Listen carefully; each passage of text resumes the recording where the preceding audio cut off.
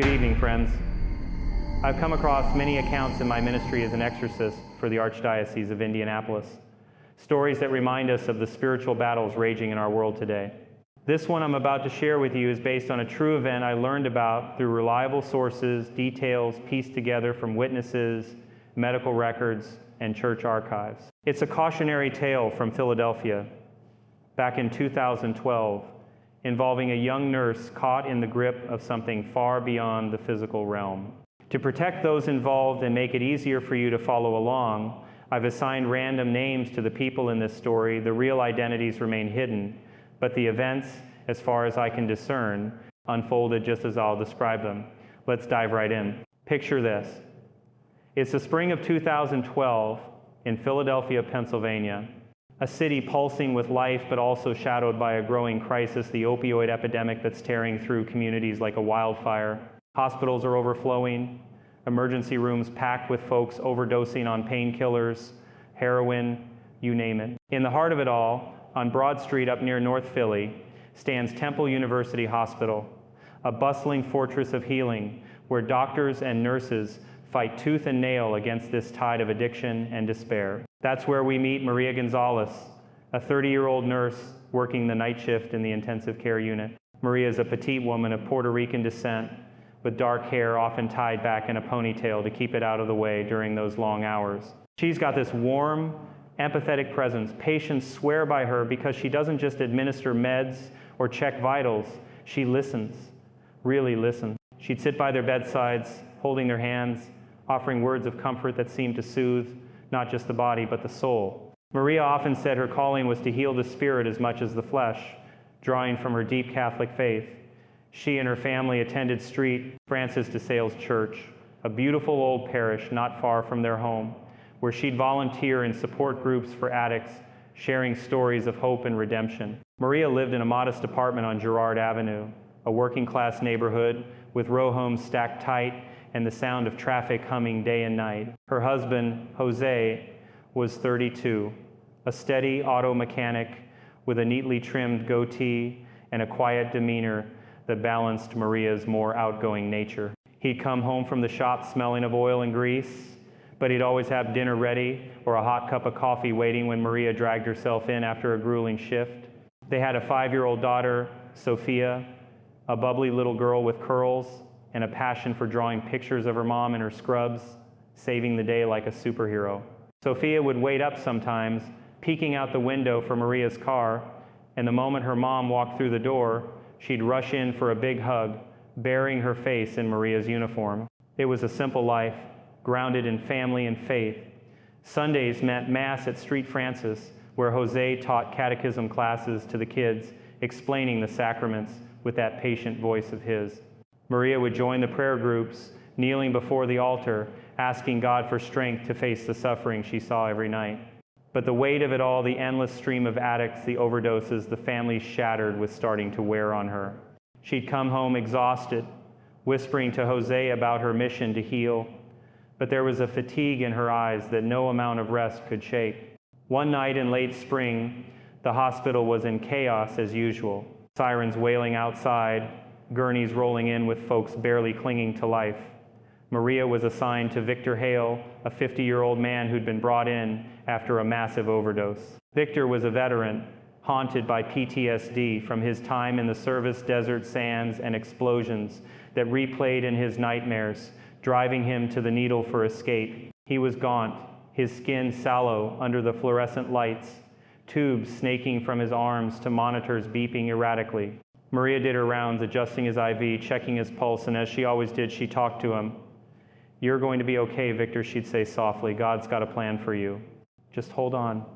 But Victor was fading fast. His eyes fluttered, his body convulsed in seizures, and in his delirium, he muttered words that chilled Maria to the bone. "It's moving. It's transferring." She thought it was just the ravings of a dying man, perhaps hallucinations from the drugs withdrawing from his system. As his heart flatlined, the alarms blared, and the crash team rushed in, but it was too late. Victor was gone. In the midst of the frenzy, Maria reached out instinctively to close his eyes, a final act of dignity, and her hand brushed his cooling skin. That's when it happened. A surge, like an electric current but colder, icy fingers racing up her arm and down her spine. She gasped, pulling back as if burned, her heart pounding in her chest.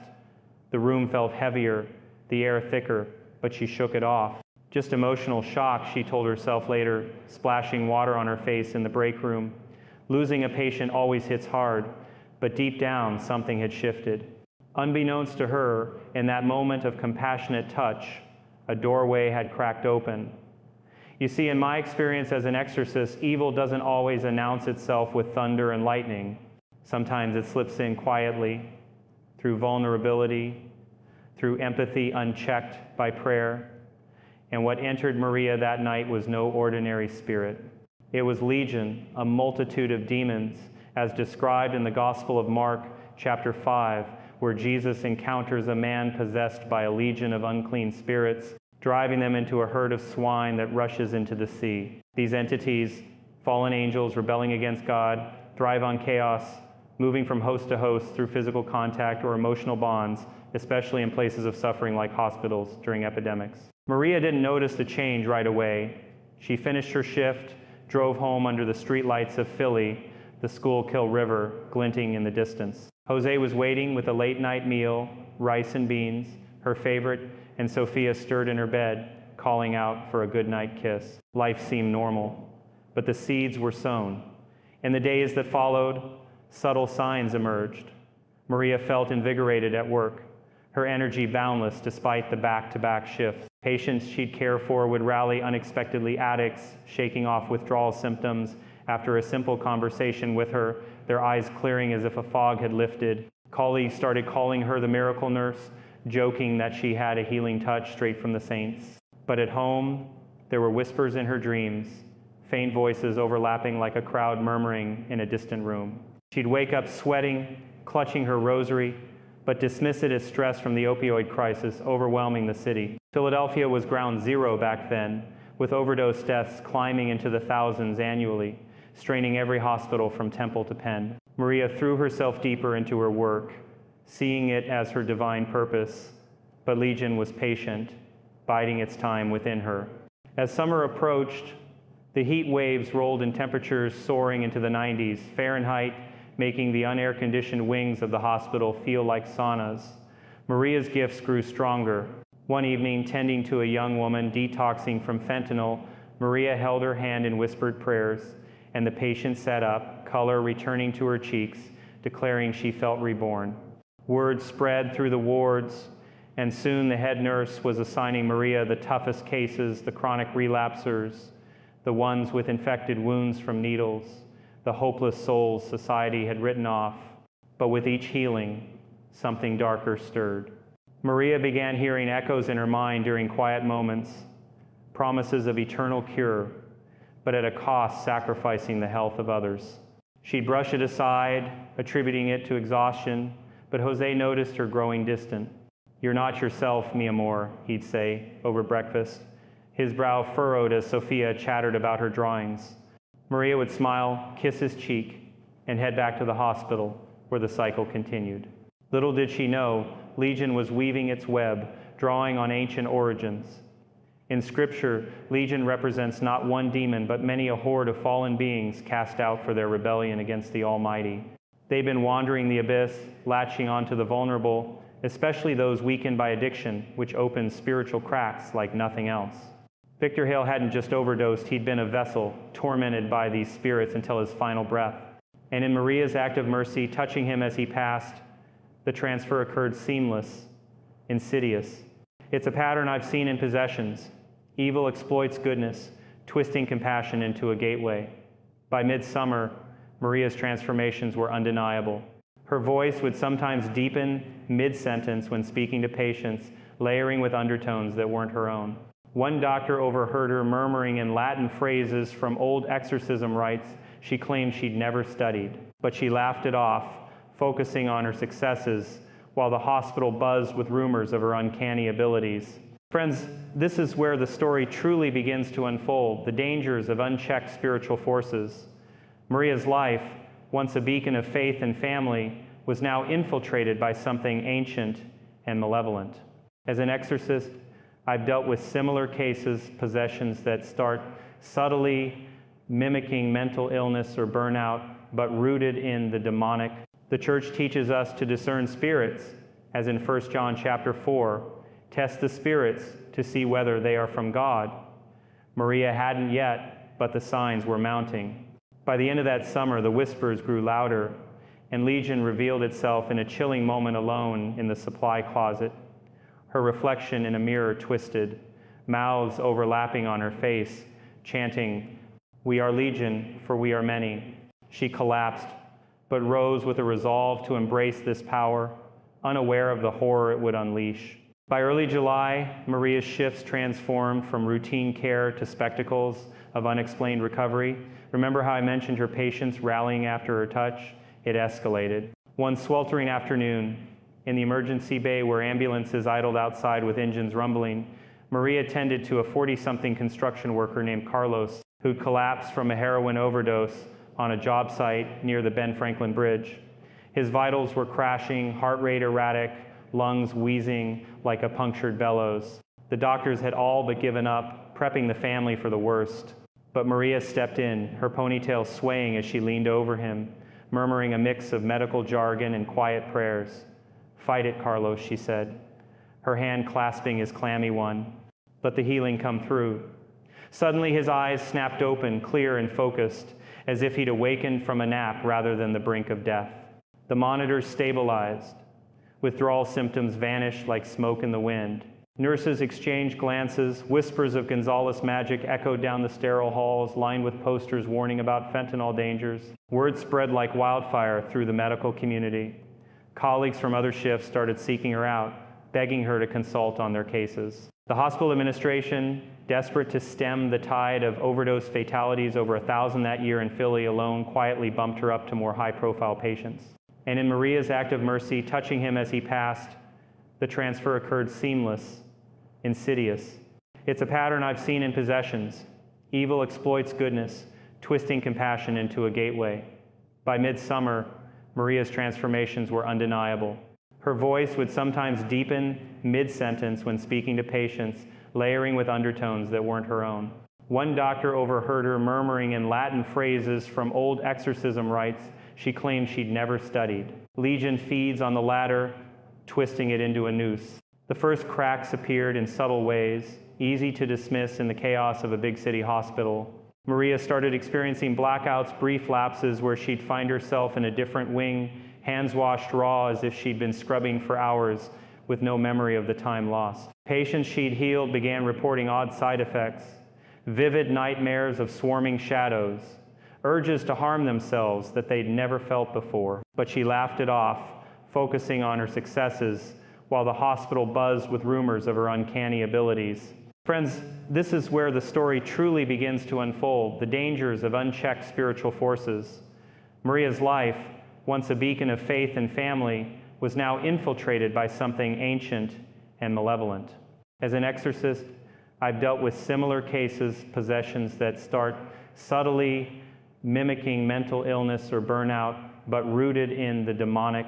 Maria would snap at little things: a spilled juice box, a delayed dinner. "You're pulling away." Jose confronted her one evening as the sun dipped behind the skyline, casting long shadows through their lace curtains.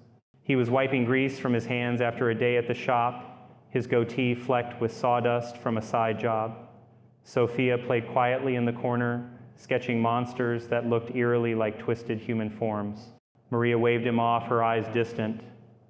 "It's the work, Amor." So many souls to save, but that night alone in bed, the whispers crescendoed. Not just murmurs now, but a chorus overlapping voices, male and female, young and old, speaking in tongues she somehow understood. "We are Legion," they intoned. "A multitude from the abyss, fallen for our rebellion, cast out by the Nazarene." In that revelation, Legion laid bare its origins, much like the biblical account I often reference in my exorcisms. Drawing from Mark chapter 5, where Christ commands the demons to name themselves and they reply, "Legion, for we are many." These weren't mere metaphors. They were real entities, thousands of angels who sided with Lucifer in the heavenly revolt, plummeted to earth, now nomadic predators hunting weakened hosts. Addiction, as I've seen in cases across Indiana and beyond, creates perfect vessels, bodies ravaged, spirits fractured. Victor Hale had been infested, his PTSD, a doorway widened by opioids flooding the streets from shady pharmacies and back alley dealers. Maria's empathy, her physical contact in that final moment, bridged the gap. It's a classic demonic transfer exploiting human kindness without the armor of vigilant prayer. Emboldened, Maria sought help, but not from the church at first. Jose, ever the supportive husband, urged her to see a psychiatrist. They drove to Philadelphia Behavioral Health, a clinic tucked away in a nondescript building off Market Street, where traffic buzzed like angry bees. Dr. Lisa Grant, a no-nonsense woman in her 50s with wire-rimmed glasses and a clipboard perpetually in hand, listened as Maria described the voices, the blackouts. Sounds like acute stress disorder. Dr. Grant diagnosed, prescribing anti-anxiety meds, pills in orange bottles that Maria pocketed but rarely took. The opioid crisis is burning out our frontline workers. Rest, therapy, it'll pass. Sessions dragged on. Maria on a worn couch recounting hospital horrors, while outside the city pulsed with sirens, but the pills dulled nothing. If anything, they amplified the chorus. Legion mocked her in dreams, visions of patients morphing into porcine herds, charging off cliffs into churning waters, echoing the gospel swine. By late summer, the possession deepened its hooks. Maria's healings turned manipulative. In one chilling incident, during a code blue in the ICU, beeps piercing the air like accusations, she gripped a dying addict's arm, her lips moving in a prayer that twisted into incantations. The man revived, but hours later, he attacked an orderly, screaming about legions inside me now. Hospital security hauled him away, but Maria felt a rush, a dark satisfaction, as if she'd redistributed the burden. Colleagues grew wary. Whispers turned to sidelong glances in the break room, where coffee machines hummed and vending machines glowed. Something's off with Gonzalez, one nurse confided over lukewarm Java. Yet, the successes kept her shielded administration, touting lower mortality rates in her ward, oblivious to the spiritual undercurrent. At home, the strain fractured the family facade. Sophia, that innocent 5-year-old, started having night terrors, waking Jose with cries of, "Mommy's eyes are wrong." Maria would comfort her, but her hugs felt mechanical, her once warm gaze now flecked with shadows. Jose turned to their parish street, Francis de Sales, where stained glass windows depicted saints battling demons, ironic foreshadowing. He'd pray the rosary alone in the pews, beads clicking like Morse code pleas for help. Maria, meanwhile, delved deeper into her mission, ignoring warnings. Legion promised more. Eternal healing if you yield. The voices cooed, luring her with visions of a hospital free of suffering, but at the cost of souls. Friends, this phase mirrors so many possessions I've encountered. The demons reveal, the host denial, the slow erosion of the ordinary. As an exorcist trained under Rome's guidelines, I performed over 40 rites, each teaching that evil thrives in isolation. Maria's faith, once her shield, now warped into a tool for Legion. By fall's approach, with leaves turning crimson along the Schuylkill trails, the entity began summoning allies, setting the stage for greater chaos. But that's for part 3, where the infestation spreads, invoking even darker forces like Beelzebub, and the hospital descends into turmoil. Let us ponder this. In a world gripped by epidemics, both physical and spiritual, vigilance in faith is our greatest defense. The shadows lengthen over Philadelphia as autumn arrives in 2012, bringing crisp air laced with the scent of falling leaves from Fairmount Park and a chill that seeps into the bones. But for Maria Gonzalez and those around her, the real cold emanated from within a spreading infestation that turned Temple University Hospital from a haven of hope into a cauldron of confusion. Legion, that biblical horde of demons now entrenched in Maria's soul, wasn't content with mere whispers or isolated miracles. It hungered for expansion, using her as a conduit to sow discord among the vulnerable, amplifying the opioid crisis into something profoundly unholy. By September, with the city buzzing from the back-to-school rush and football season kicking off at Lincoln Financial Field, the hospital's wards began showing unmistakable signs of turmoil. Patients under Maria's care, once seemingly cured, started exhibiting bizarre behaviors. a middle-aged accountant, recovered from a near-fatal overdose just days prior, was found wandering the halls at midnight, muttering incoherently about swarms inside his skull before collapsing into violent convulsions. Doctors ran tests, MRIs whirring in the basement labs, blood work analyzed under microscopes, but found no medical explanation. Infections spiked inexplicably. Wounds that should have healed festered with antibiotic-resistant bacteria, turning routine recoveries into protracted battles. The emergency department, already logging hundreds of opioid-related admissions monthly, saw relapse rates double in Maria's unit. One nurse, charting vitals on a clipboard amid the beeps of IV pumps, confided to a colleague, "It's like a curse hit this place overnight." Maria herself became the epicenter. Her healings evolved into rituals of transfer gripping patients' hands not just for comfort, but to offload fragments of Legion's multitude. She'd lean in close, her breath warm against their ears, whispering phrases that blended scripture with sinister undertones. "Accept this gift, and your pain will pass to another." Victims would stabilize momentarily, only to spiral later, hearing voices urging self-harm or addiction binges. One tragic case involved a 28-year-old mother of two, admitted for fentanyl withdrawal.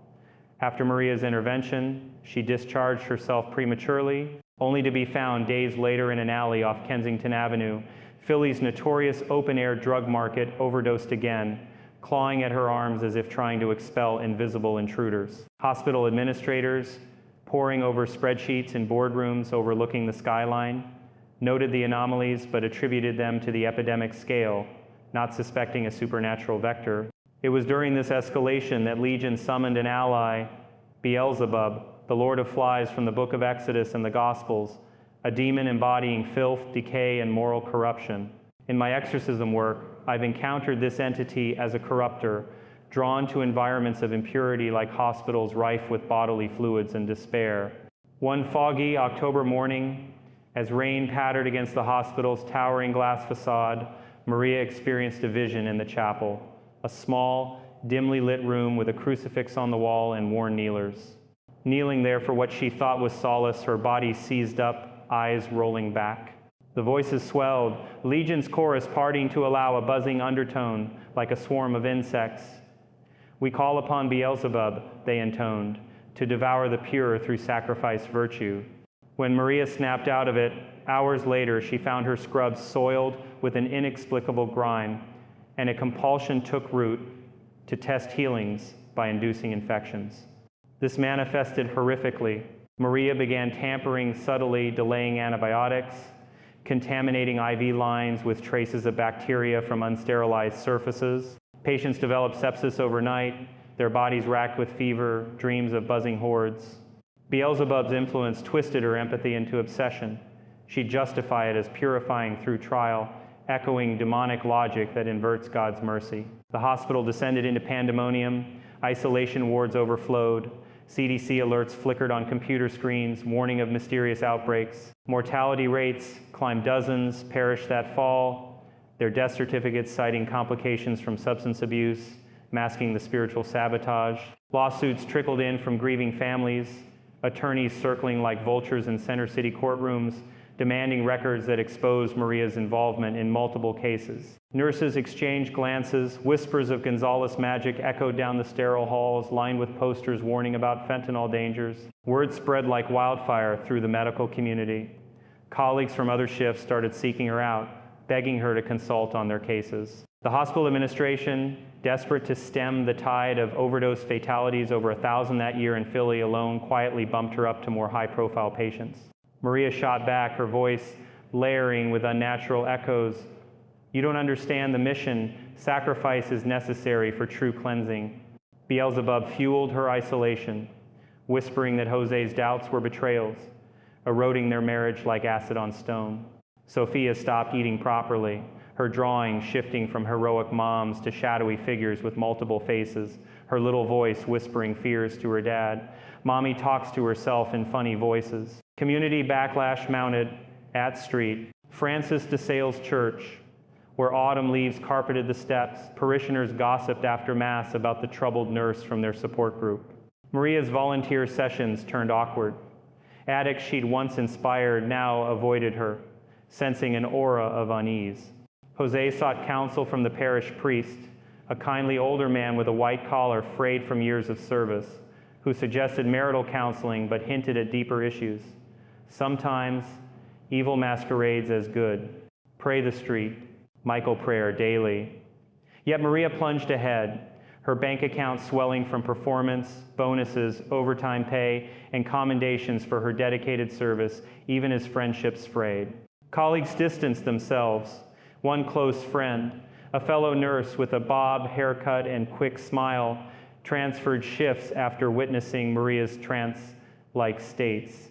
By winter's onset, with snow flurries dusting the Liberty Bell and holiday lights twinkling along South Street, the chaos peaked. An internal investigation launched after a cluster of deaths, autopsies revealing tampering, whispers of malpractice echoing through HR offices. Maria's health deteriorated, sleepless nights, haunted by nightmares of patients morphing into grotesque hybrids, half human, half swine, charging through hospital corridors. She'd wake screaming, clawing at her skin, as if infested by flies, Beelzebub's signature torment.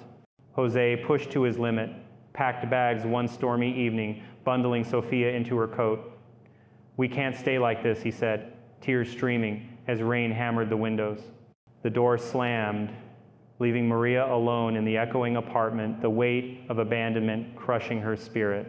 Friends, this period exemplifies how demonic forces amplify human frailties, turning institutions into battlegrounds. In my ministry, serving the Archdiocese since 2005, I've seen possessions ripple outward, corrupting communities much like this. Legion and Beelzebub thrive on division, exploiting the opioid plague fueled by overprescribed painkillers, flooding from pharmaceutical giants to create spiritual vacuums. Philadelphia's streets, from the historic cobblestones of Old City to the gritty avenues of North Philly, bore witness to this unholy synergy. Addiction as a gateway, possession as the invader. Maria's story warns us that without discernment, even noble pursuits like healing can invite darkness. As 2013 dawned, with New Year's fireworks fading over the Delaware, the consequences mounted inexorably. But we'll explore that in part 4, the lawsuits, the breakdowns, and the desperate turn to exorcism. For now, reflect on this. Evil doesn't conquer through spectacle alone, but through the slow rot of good intentions gone astray. Stay vigilant in prayer, lest the flies of corruption settle upon your own house. We find ourselves in the grip of 2013 as Philadelphia awakens to a new year under gray skies and the persistent hum of urban life trains rattling along the SEPTA lines, vendors hawking cheesesteaks from carts on bustling sidewalks. But for Maria Gonzalez, the dawn brings no renewal. Instead, it's the unraveling of everything she held dear, a cascade of consequences from legions and Beelzebub's insidious reign. The hospital, once her domain of purpose, now stands as a monument to her downfall, its corridors echoing with the ghosts of mistakes amplified by demonic cunning. By early January, with holiday decorations still lingering in storefronts along Chestnut Street, the lawsuits flooded in like the Schuylkill after a storm. Families of deceased patients, fueled by grief and suspicion, hired sharp-eyed lawyers from firms in the high-rises of Center City. Court documents piled up affidavits detailing unexplained infections, tampered treatments, and Maria's name recurring like a grim refrain. One suit from the kin of that young mother found in Kensington's shadows, alleged gross negligence, claiming Maria's interventions hastened her relapse and demise. Investigators from the Pennsylvania Department of Health descended on Temple University Hospital, clipboards in hand, interviewing staff in sterile conference rooms where fluorescent lights buzzed like the flies of Beelzebub himself. Maria was suspended pending review, her badge revoked in a humiliating meeting with administrators who once praised her. "We can't ignore the patterns," the chief of staff said gravely, his tie knotted tight as he slid termination papers across the desk. The loss of her license followed swiftly, a hearing before the State Nursing Board in Harrisburg, a 2-hour drive north where Amish buggies shared roads with semis. Maria sat in a wood-paneled room, her ponytail disheveled, facing a panel of stern faces poring over evidence, altered charts, witnessed testimonies of her trances. Your actions endangered lives, the chairwoman intoned, stamping the revocation. Unemployed and disgraced, Maria returned to an empty apartment on Girard Avenue, the silence deafening without Sophia's giggles or Jose's steady presence. The divorce papers arrived via certified mail, Jose citing irreconcilable differences and fear for their daughter's safety. He'd relocated to a small rental in South Philly, near the Italian market with its aromatic stalls of fresh produce and cheese, seeking solace in family ties. Custody battles loomed in family court, judges in black robes weighing Maria's instability against Jose's pleas. "She's not the woman I married," Jose testified, his voice cracking, goatee now streaked with premature gray from stress. Isolation bred despair, and Beelzebub's corruption deepened Maria's plunge. She turned to the bottled cheap whiskey from corner liquor stores, amber liquid burning her throat as she sat alone on the sagging couch, staring at peeling wallpaper. Nights blurred into days. She'd wander the streets of North Philly, past graffiti, covered walls, and boarded up row homes, the opioid epidemic's scars visible in huddled figures on stoops. Her once slender frame gauntlened, cheeks hollowed, as alcohol numbed the ceaseless buzzing in her mind, Legion's taunts mingling with Beelzebub's hisses. See the price of purity? Yield fully and end the torment. Friends from the church distance themselves. Whispers at street. Francis de Sales painted her as a cautionary tale, a fallen healer. Scandal sheets in local papers, the Inquirer running exposés on hospital mishaps splashed her name, turning her into a pariah. The breaking point came in late spring of 2013, amid blooming cherry blossoms in Fairmount Park that mocked her inner decay. Overwhelmed, Maria attempted the unthinkable, a handful of pills washed down with liquor, collapsing on the bathroom floor as visions of swarming demons engulfed her. Paramedics from a nearby station, ironic echoes of her former life, rushed her to a different hospital, pumping her stomach in a blur of lights and shouts. She survived, but not unscathed, a lingering limp from nerve damage, a constant reminder of her frailty. Awakening in a sterile bed, tubes in her arms, much like those she'd once managed, Maria faced a mirror of her past patients. It was there, in the depths of recovery, that Grace flickered a visiting chaplain from Street Francis. Sensing her turmoil, urged confession. Enter Pastor Grace Lee, a 55-year-old force of faith at the parish, her presence commanding with a voice honed from years of sermons and a gaze that pierced souls. Grace, of Korean descent with silver-streaked hair pulled into a bun, had ministered in Philly's toughest neighborhoods, drawing from her own battles with doubt during seminary. She visited Maria daily, sitting by the bedside with a worn Bible, reading passages from Ephesians chapter 6. Put on the full armor of God so that you can take your stand against the devil's schemes. Maria, weakened and weeping, poured out her story, the chill from Victor, the voices, the twisted healings. It's not just me, she sobbed. Something entered and it spread. Grace listened without judgment, her hand steady on Maria's trembling one. Recognizing the hallmarks of possession, aversion to holy objects, unnatural knowledge, physical anomalies, she consulted diocesan experts, including contacts in the broader Catholic network aware of such cases. By summer's heat, with temperatures climbing to 95 degrees Fahrenheit and humidity draping the city like a wet blanket, Grace organized prayer vigils, gathering a team of clergy in the church's basement hall, scented with incense and lined with icons of saints like Michael the Archangel. They began intercessory sessions. Maria attended, rosary clutched tight as prayers rose in unison. Deliver us from evil. But Legion resisted fiercely. During one gathering, Maria convulsed, her voice splintering into multitudes. She is ours now, the healer turned vessel. Objects rattled, a crucifix on the wall twisted slightly, drawing gasps from the group. Grace, undeterred, invoked rites from the church's tradition, sprinkling holy water that sizzled on Maria's skin like acid on metal. This is beyond psychology, Grace confided to a fellow pastor over coffee in a nearby diner, steam rising from mugs amid the clatter of plates. It's demonic oppression, verging on full possession. The battles intensified through fall, leaves crunching underfoot as the group met weekly. Maria's limp worsened under stress. Nightmares plagued her visions of Beelzebub's flies burrowing into flesh. legions horde marching through hospital wards like invading armies. Jose, hearing of the efforts through mutual friends, sent tentative messages of support. Sophia's drawings enclosed, simple sketches of a family reunited under a cross. Community support wavered. Some parishioners feared contagion, staying away from masses where Maria appeared. Yet grace pressed on, drawing from Scripture like 2 Corinthians chapter 4. We are hard-pressed on every side, but not crushed. By winter of 2013 into 2014, with snow blanketing the Ben Franklin Parkway and holiday lights twinkling defiantly, the prayers evolved into formal exorcism, preparations, blessings, fasts, and confessions to purify the vessel. Friends, this chapter underscores the cost of spiritual warfare, a truth I've witnessed in my own rites across the Midwest. Appointed exorcist for Indianapolis, I've seen how demons exact tolls, broken bodies, shattered relationships before yielding. Maria's descent mirrors the prodigals, but with hellish stakes.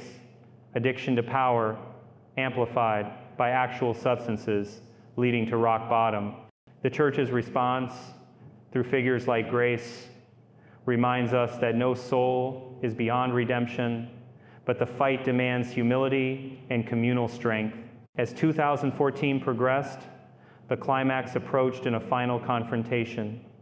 We'll delve into that liberation and the path to atonement in Part 5, where light pierces the abyss.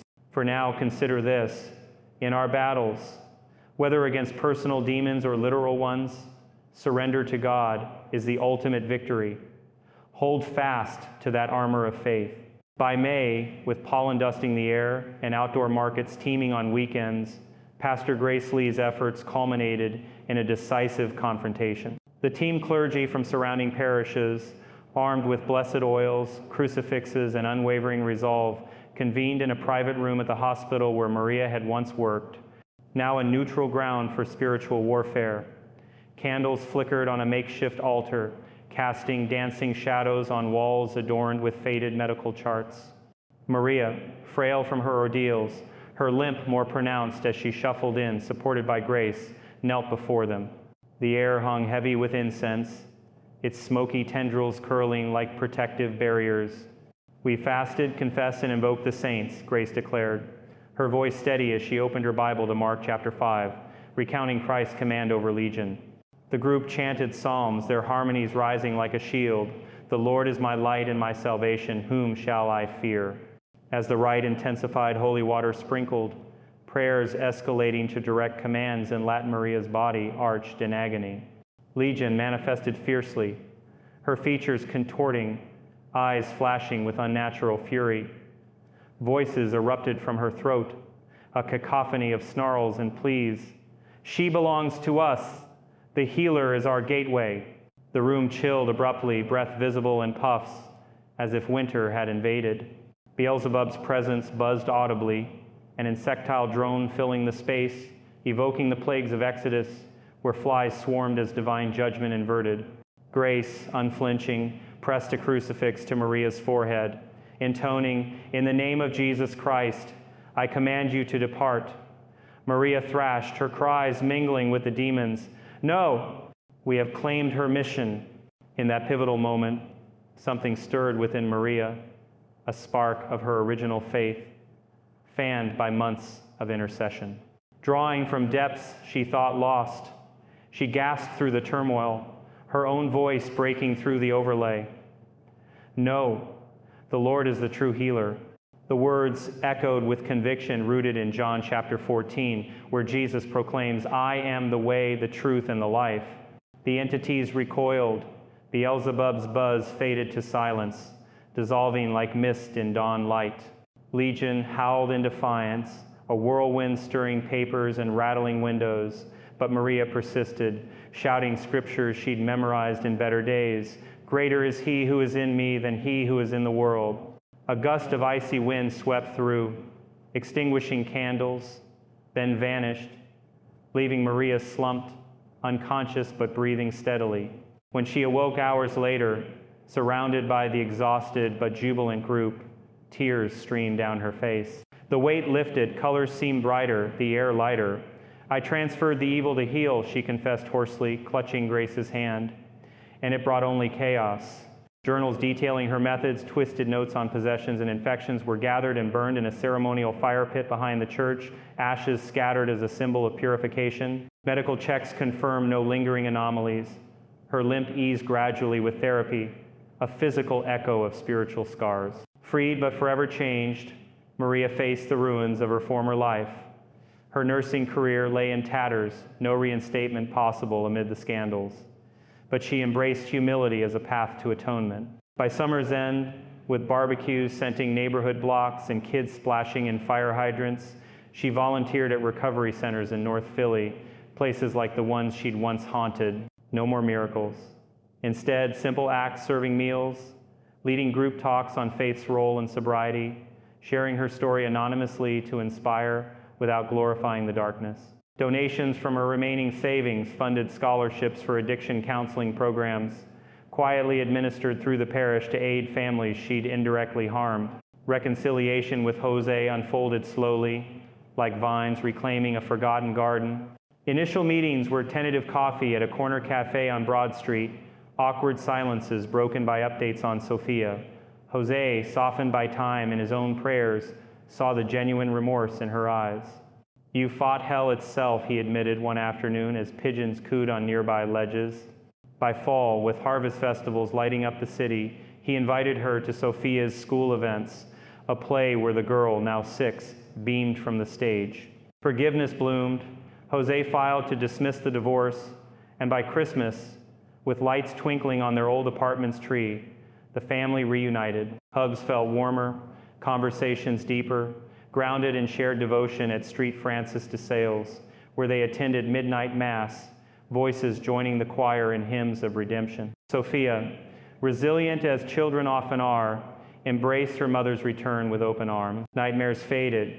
Her drawings shifted to sunny scenes of family picnics under the iconic Love statue in JFK Plaza. As years passed, she grew into a compassionate teen, inspired by Maria's tale to pursue nursing herself, enrolling in programs at local community colleges. By 2020, focusing on ethical care and mental health support.